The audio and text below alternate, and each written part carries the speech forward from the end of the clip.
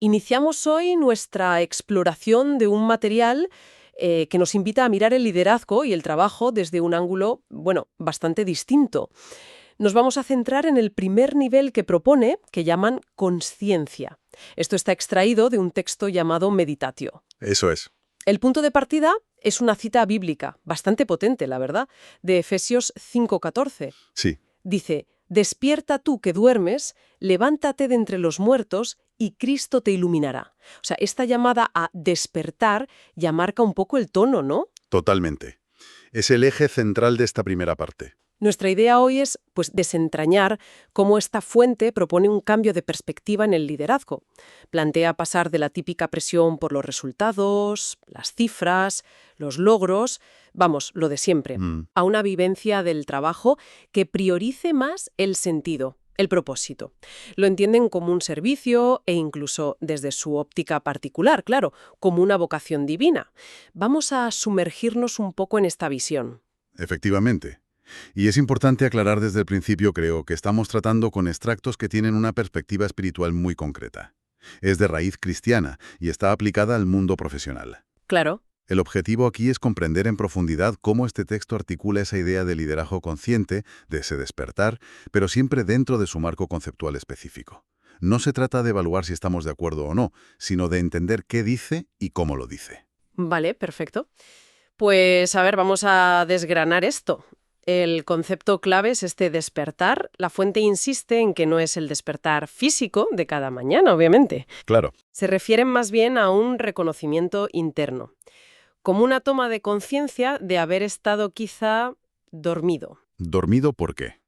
pues sumergido en las urgencias del día a día, las metas trimestrales, la presión por rendir, casi desconectado de un porqué más profundo, digamos. Entiendo. Y de esa toma de conciencia, según el texto, pues brota una necesidad distinta, la de vivir y trabajar con un sentido que trascienda lo inmediato. Exacto. Y ahí es donde entramos de lleno en la conciencia.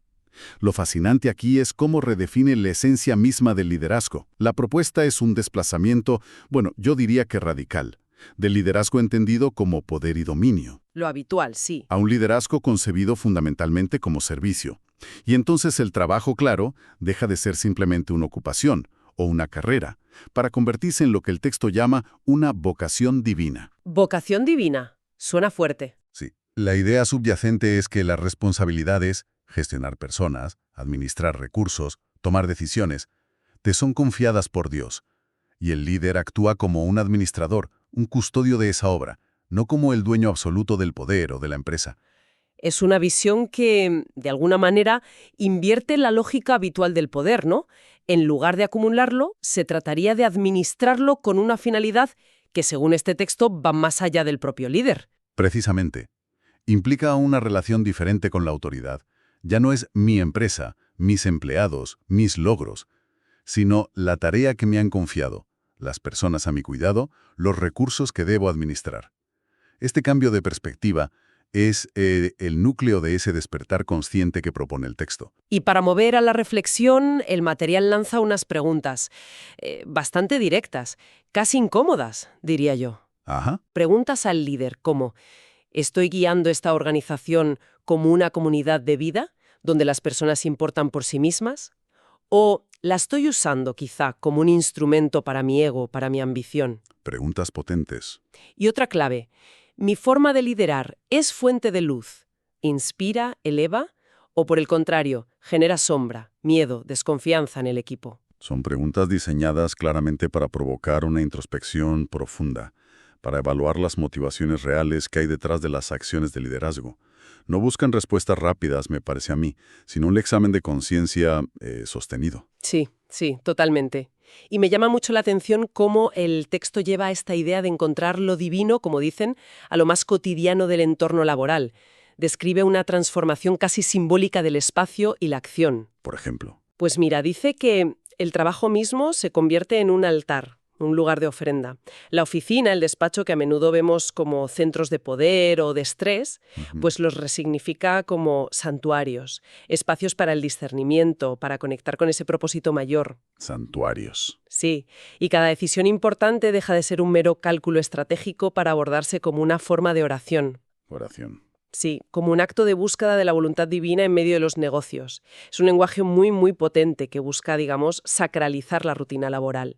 Analizando el papel que el texto le da al Espíritu Santo en este despertar, se subraya la certeza interior que, según esta perspectiva, aporta al líder consciente. Citan una idea central, que es: nada en tu empresa te pertenece, todo te ha sido confiado para cuidar, cultivar y multiplicar con amor. O sea, la idea del administrador, otra vez. Exacto. Esta convicción de ser administrador, no propietario, se ve como un don espiritual. Y si conectamos esto con la visión general que presenta el texto, bueno, las actitudes que lógicamente emanan de esta conciencia son la humildad. Claro. Reconocer que no soy la fuente última del poder ni del éxito. Y la gratitud, supongo. Y la gratitud, exacto. Apreciar lo recibido como un regalo que hay que gestionar responsablemente. Entonces, esa sensación de carga o de presión por poseerlo todo, por controlarlo todo, se aliviaría desde esta perspectiva. Daría paso a una responsabilidad entendida más como cuidado, ¿no? Justo. La empresa deja de ser vista únicamente como una máquina de generar beneficios y pasa a concebirse más como un cuerpo vivo, una comunidad en camino. Cuerpo vivo. Comunidad. Claro, esto implica una preocupación no solo por los resultados económicos, sino por la salud de las relaciones, el crecimiento de las personas, el impacto ético de lo que se hace. Y aquí es donde, para mí, se pone realmente interesante, porque el texto no se queda solo en la transformación individual del líder. Ajá. Describe un posible impacto cultural profundo dentro de la organización. Afirma que cuando el liderazgo opera desde esta consciencia, los empleados empiezan a sentirse genuinamente tratados como personas integrales. ¿En qué sentido? Pues con dignidad, con valor intrínseco, no como simples recursos o números en una hoja de cálculo. Se sugiere que incluso los indicadores, las métricas que suelen ser tan fríos, Sí. adquieren alma. Alma. ¿Qué quiere decir eso? Pues supongo que quiere decir que detrás de cada cifra se empieza a ver el esfuerzo humano, las historias personales, el impacto real en la vida de la gente. Empleados, clientes, proveedores. Entiendo.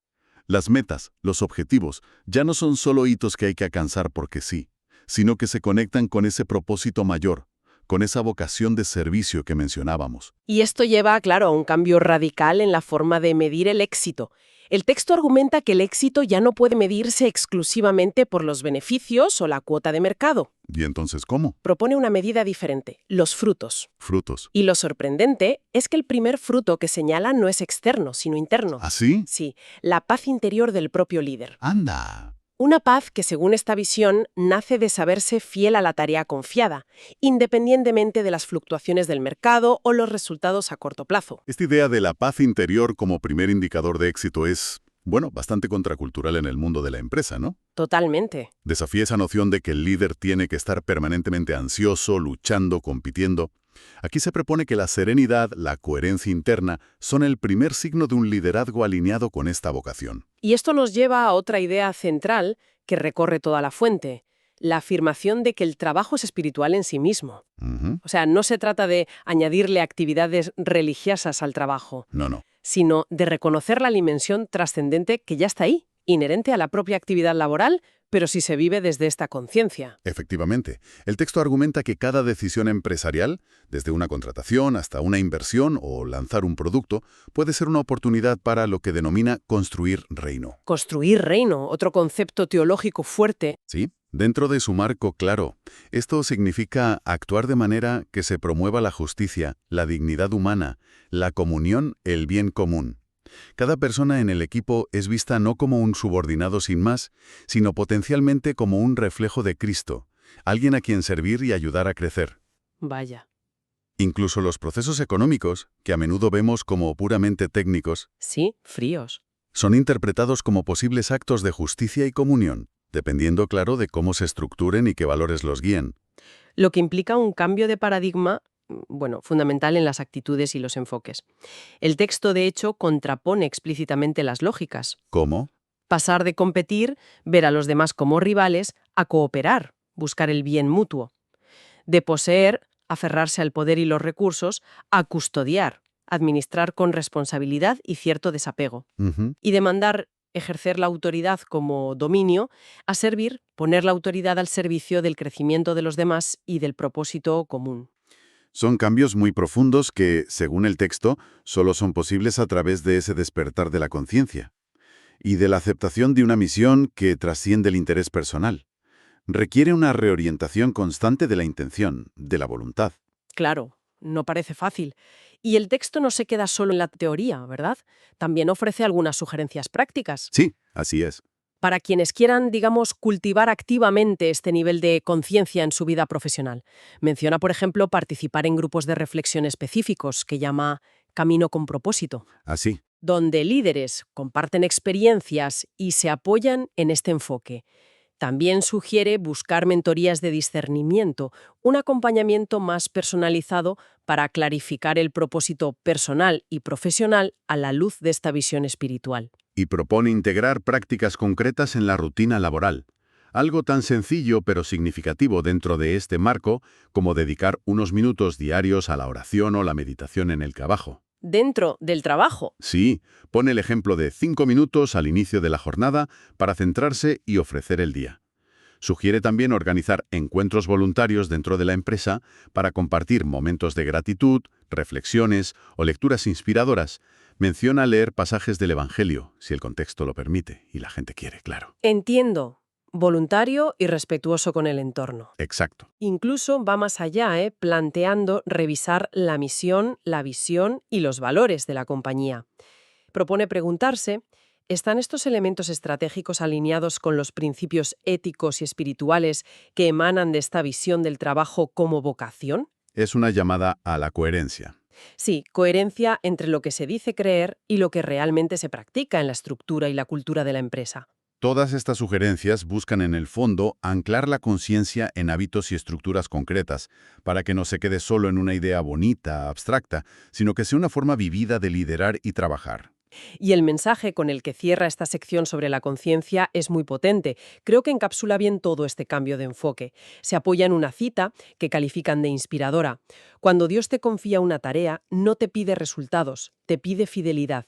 El fruto pertenece al reino. Uf. Esto realmente cambia las reglas del juego sobre cómo entender la responsabilidad y el éxito, ¿no crees? Desde luego, esto plantea una pregunta importante sobre la naturaleza de la responsabilidad, vista desde esta óptica particular. El énfasis se desplaza radicalmente. Ya no está puesto principalmente en alcanzar métricas externas o el éxito inmediato según los criterios del mundo. Beneficios, crecimiento, reconocimiento, Eso es. El foco primordial, según esta fuente, es la fidelidad. fidelidad. Sí, la coherencia entre las acciones diarias y esa vocación divina que se percibe, la integridad en el servicio, el cuidado de lo que se te ha confiado.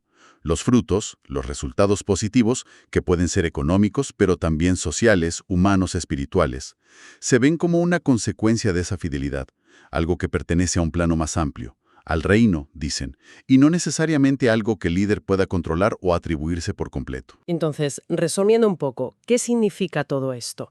Hemos profundizado en una visión muy específica del liderazgo y el trabajo, tal como la presenta este texto Meditatio en su nivel de conciencia. Sí. Es una perspectiva que entiende el liderazgo fundamentalmente como una vocación espiritual, una llamada al servicio. Ujú. Se centra en la necesidad de un despertar interior, en redefinir el trabajo como administración responsable de lo confiado por Dios y en buscar activamente un propósito divino en las tareas y decisiones de cada día. Correcto. La propuesta implícita es que este enfoque tiene el potencial, siempre desde su marco conceptual, de transformar no solo la experiencia personal del líder, sino la cultura y la finalidad misma de la actividad empresarial. Sí, esa es la tesis central. Y como pensamiento final para la reflexión, que quizás surge de esta exploración pero abre una ventana un poco más amplia, el texto se enfoca mucho en el contexto empresarial, como hemos visto. Pero esta idea central de ser administrador o custodio en lugar de propietario es muy potente. Ya. Pues podríamos preguntarnos cómo resonaría este concepto si lo aplicáramos a otras áreas de responsabilidad de nuestra vida. Por ejemplo. Pensar en nuestros roles familiares, nuestras relaciones, nuestra participación en la comunidad, incluso nuestra relación con los bienes materiales o con el medio ambiente. Ah, claro. ¿Qué cambiaría si abordáramos estas responsabilidades más desde la perspectiva de cuidar fielmente lo que se nos ha confiado, en lugar de sentirnos dueños absolutos con derecho a explotar o controlar? Es una buena pregunta. ¿Cómo afectaría a nuestras decisiones y prioridades vernos más como cuidadores temporales como propietarios permanentes? Una pregunta que desde luego invita a seguir reflexionando. Y con ella cerramos nuestra exploración de hoy sobre este material y su particular visión del liderazgo consciente.